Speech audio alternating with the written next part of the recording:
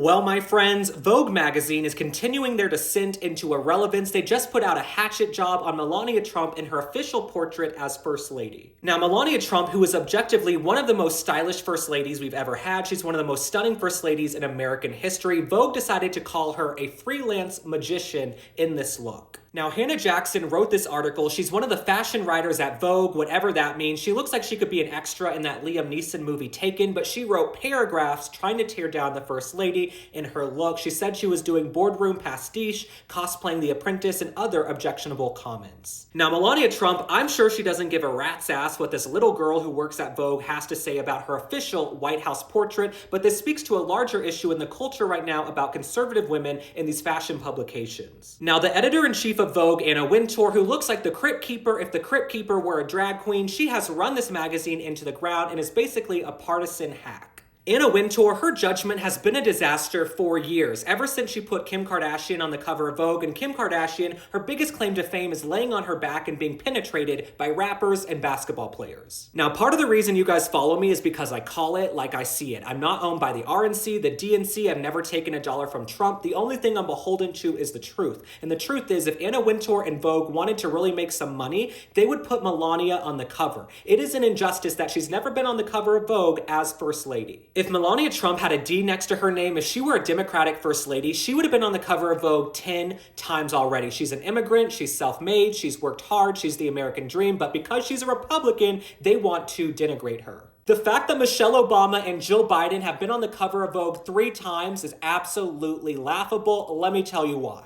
Jill Biden's fashion is an utter calamity. Let's not forget the fishnets with the boots, with the leather skirt. She looks like a geriatric hooker. She looks like she's working the corner in the retirement village with a sign that says, "We'll put out for applesauce." And Michelle Obama, let's not forget, they called this outfit her fashion declaration of independence. If Melania Trump wore this, she would have been lambasted. What's happening at Vogue, The Cut, Vanity Fair, New York Magazine, a lot of these journalists have major Trump derangement syndrome. They are still reeling from the Access Hollywood tape from 10 years ago when he said, "Grab him by the Pikachu." I can't say the word on here, but you know what he said. A lot of the women who make it their mission to absolutely tear down conservatives, they are lonely, they're not happy, they're very pedestrian looking, and that's all I can say on here right now. These unhappy women who work at Vogue, they are going to tear down other conservative women because they view Trump as a threat to democracy. MAGA, masculinity, the patriarchy, whatever you want to call it, they are so upset sitting alone in their apartments, they can't handle it. I truly believe if these fashion publications continue to denigrate and mock conservative women like Usha Vance, Melania Trump, Ivanka Trump, the list goes on,